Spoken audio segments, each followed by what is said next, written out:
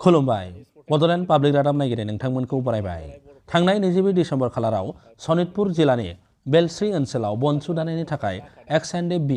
बि नायजाबखौ रायजोफ्रा बुंनायनि सायाव बारग' एनडेफ बि दैदेनगिरि धीरेन बर'आ खौरां बिजोङाव माखासे राव बुंनायनि सायाव सनितपुर जिल्ला दुलाराय बर' फरायसा आफादनि खौरांगिरि मेल। गोनांथि गैया सानदोंमोन सनितपुर जिल्ला दुलाराय बर' फरायसा आफाद हिसाबै, मानो होनबा बे मोनसे जाब्रबथाय जानाय बा जाथाय जानाया एसेबां गिदिर मोनसे जाथाय जों बेखौ सानना लायाखैमोन। खोनानाय बायदिब्ला बि नायजाब होननाय एक्स एनडिबिनि जाय बिथाङा बनसु दानो होनानै हग्राजुलिनिफ्राय लानानै नर्थ दिकेजुलि बा ओरै बेलस्रि साइडखै सोरबा गावनि सिनाखि बिथांमोननियाव आलासि जानो फैनाय सुलादै बनसु दानायनि मोनसे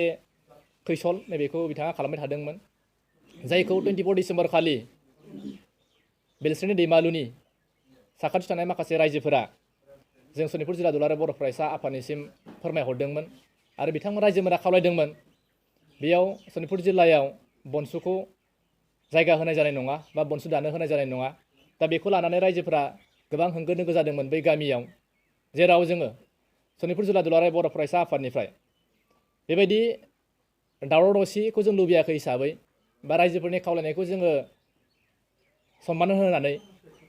आरो बिटिआर एकर्डनि जि मोनसे बिटिआर एक्सटेनसन सिमा बारायनाय नैबेखौ थाबैनो मावफुंनांगौनि थाखाय बेबायदि दावराव दावसिखौ जों लुबैयाखै। बे हिसाबै जों सनितपुर जिल्ला दुलाराय बर' फरायसा आफादा बे मोनसे जि जाथाय जानाय दावराव दावसि जानाय बे दैमालु बेलस्रि आनसलिकनि सिङाव थानाय बे दैमालुआव जि मोनसे जाथाय जानाय नैबेयाव थांनानै जोङो जि बि नायजाब बिथाङा बनसु दानो फैनानै जि दावराव दावसि मोनसे जाथाय खालामबाय, नैबे जाथायखौ जोङो जेन दावराव दावसि गिदिर जाया नैबेखौ नोजोर बोनानै जोङो पुलिस प्रशासननि मददजों जोङो नैबे दावराव दावसिखौ जोङो जेन गैया जायो बा दावराव दावसि जाया नैबेखौ नोजोर बोनानै जोङो थांनाय जादोंमोन। दा बेयाव जों एसेबां गिदिर मोनसे जाथाय सानना लायाखैमोन, जों क्लियारिफिकेसन होनांगौबो जोङो सानना लायाखैमोन। नाथाय क्लियारिफिकेसन होनांगौनि गोनांथिया नैबेसो जाबाय, जोंहा CC/BIनि आफादगिरि मानगोनां धीरेन बर' बिथाङा सनितपुर जिल्ला एबसुखौ दाय जाबसिनबाय थादों बा माखासे दख'राफोरखौ बेयाव मेनसन खालामबाय थादों, बिथांमोना बुदों मादों बेबायदि गोबां बाथ्रा। दा बेयाव जि दैमालुनि रायजोफोर बिथांमोना सुखुवाखै हिसाबै बिथांमोना मिथिनाय बायदिब्ला फंसे फंनै सोरबा रायजोफोरा बा गामिनि सेंग्रा लाइमोनफोरा आखाइ होलायनाय जादों गावनि अख्रानि थाखाय, नैबेखौ जोङो खोनानो मोननाय जादों। दा बेयाव जोंबो बेखौ सनितपुर जिल्ला दुलाराय बर' फरायसा आफादनिफ्राय क्लियार होनो लुबैयो, जोंनो बनसुखौ सनितपुर जिल्लायाव नाङा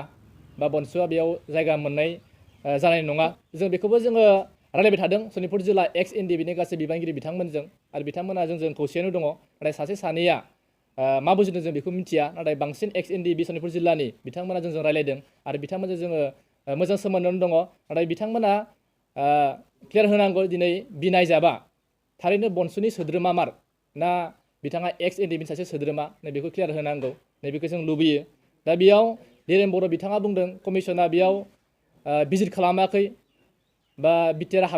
हाबा बे जेबो जेनेबा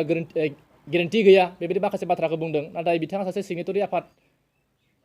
मोनसे आफादनि सिगनेटरि हिसाबै बिथाङा बुजिनांगौमोन बा मिथिनांगौ बेयाव कमिसना फैमारदोंना फैमाराखै। नाथाय जोंनि मिथिनायाव बा जोङो बिथांमोनखौ लोगो मोन्दों, जोंनि ओनसोलाव डिसिआ बा सार्कल अफिसार बिथांमोना गामिखौ भेरिफाइ खालामनो थाखाय जोंनिया हाबफैदों, बेबायदि माखासे खामानिफोरा जागासिनो दं। दा बिटिआर एकर्डनि माखासे इमप्लिमेन्ट जानो गोनां माखासे क्लजफोर दं, बियो माखासे इमप्लिमेन्ट जागासिनो दं, जेरै फरायसालिनि बाथ्रा बा बेयो हा हुनि बाथ्रा, बेबायदि खामानिफोरा जागासिनो दं। बेबायदि खामानि बिटिआर एकर्डनि जि माखासे क्लजफोर इमप्लिमेन्ट जागासिनो दं, नैबेखौनो रायजोफोरा मोजां मोननानै जोङो दुलाराय बर' फरायसा आफादनि जि खामानि मावनायखौ बरायदों। दा बे हिसाबै जोङो जोंनि ओनसोलाव दावराव दावसिखौ लुबैयाखै, बेनिखायनो सनितपुर जिल्ला एक्स एनडिबिनि गासै बिबानगिरि बिथांमोननिसिमबो जोङो खावलायनो लुबैयो जेन बिथांमोना गोरोन्थि बुजिनाङा। जों मालाबाबो एक्स एनडिबिखौ गासै एक्स एनडिबिखौ जोङो दाय होआखै, नाथाय बेयाव एक्स एनडिबिनि नाम लानानै बा एक्स एनडिबिखौ बरनाम होनानै जि बि नायजाब होननाय सासे बिथाङा फैनानै बेयाव सिरि सिरि खना खनला गावसोरनि गेजेराव जेबो सावरायनाय गैया, एक्स एनडिबिनि गेजेराव बिथाङा हारसिङैनो सोरनिफ्राय मोनसे टेन्डार लादों ना मोनसे थिखा लादों जों बेखौ मिथिया, जे बनसुखौ दानो होनानै खना खनला बिथांमोना बे बिनायजाब बिथाङा बेरायबाय थादों। दा बेखौनो रायजोफोरा मोजां मोनाखै हिसाबै रायजोफोरा फंसे फंनै रायजोफोरजों नारलायनाय जादों बा सोबालायनाय जादों, बेखौ खोनानो मोन्दों। बेनिखायनो जों खावलायनो लुबैयो जे बिनायजाब बिथाङा बेबायदि गोरोन्थिखौ आरो नेक्स्ट टाइम जेन मावबावा, आरो गासै एक्स एनडिबि बिथांमोना जे बेखौ गोरोन्थि बुजिया, आरो नोंथांमोना हायोब्ला प्रेस मिटनि गेजेरजों क्लियार खालामना होनांगौ जे बे बिनायजाब बिथाङा बनसुनि सासे सोद्रोमा ना एक्स एनडिबिनि सोद्रोमा। नैबेखिनि बाथ्राखौनो जोङो खावलायनो लुबैयो जे जोंनि गेजेराव XNDP आरो एबसुनि गेजेराव मालाबाबो बेबायदि गोरोन्थि बुजिलायनाय बा हिंसा हिंसि जालायनायखौ जों मालाबाबो लुबैया जों अरायसम बिथांमोनखौ मान होबोदों आरो मान होलांबाय थागोन सासे दावहारु हिसाबै जों बिथांमोनखौ जेब्लाबो गावनि पजिशनाव जों दोनगोन बेनिखायनो जों बे समाव सनितपुर जिल्ला दुलाराय बर' फरायसा आफादनिफ्राय सिगाङाव जों बेबायदि क्लियारिफिकेसनखौ होनो सानाखैब्लाबो जोंनि माखासे आफादखौ बा जिल्ला आफादखौ बरनाम होबाय थानायनि थाखाय जोङो दिनै बे क्लियारिफिकेसन होनो गोनां जादों 24 अक्ट'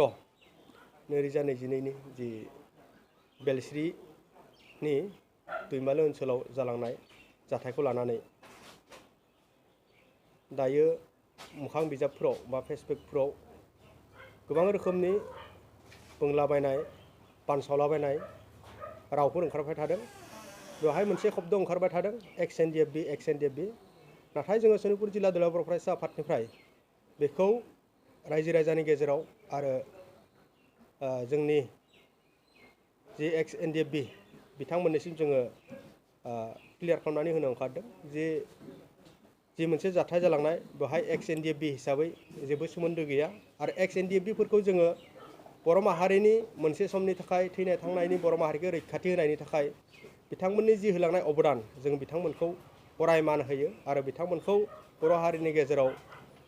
अराय जोंथि जानानै थागोन जों बेखौ आसा खालामो आरो जों बिथांमोनखौ मान होयो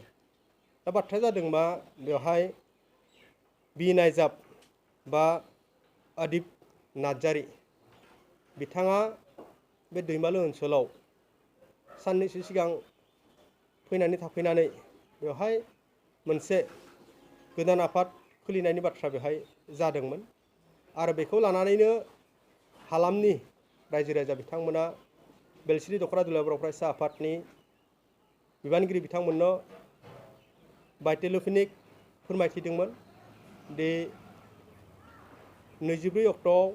बेवहाय गोदान मोनसे आफाद दानायनि बाथ्रा सरसा जागासिनो दङ आरो बेखौ लानानैनो रायजो राजा बिथांमोना जिहेतु सनितपुर जिल्ला ओनसोला थांनाय 27 जानुवारियाव जि मोनसे बिटिआर एकर्ड जालांनाय बेवहाय माखासे